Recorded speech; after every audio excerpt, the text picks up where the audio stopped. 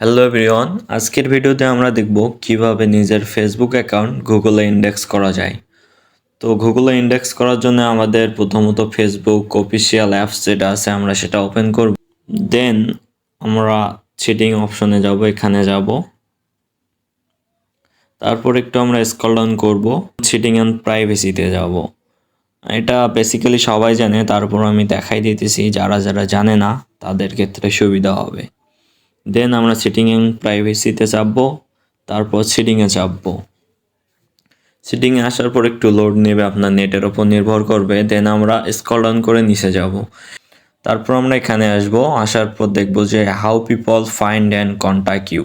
আমরা এখানে একটা ক্লিক করে দেব। আমরা একটু স্ক্রল ডাউন করব, করার পর আসার পর দেখব আমরা এখানে লেখা আছে do you want search engine outside of Facebook to link your profile. আপনার গুগল, বিং যত সার্চ ইঞ্জিন আছে সবগুলোতে আপনি অ্যালাউ করতেছেন এটার কারণে। তো আমরা সিম্পলি এখানে একটা ক্লিক দেব, দিয়ে এটা অন করে দেব। কয়েকদিন বা কয়েক ঘন্টার মধ্যে আপনার ফেসবুক প্রোফাইল আপনি গুগলে সার্চ দিবেন, তাহলে আপনার ফেসবুক প্রোফাইল শো করবে। তবে একটু সময় লাগে, কখনো কখনো সাথে সাথেই হয়, সেটা গুগলের ওপর নির্ভর করে। তো আমার অভিজ্ঞতা অনুযায়ী মনে হয় যে একটু সময় লাগে।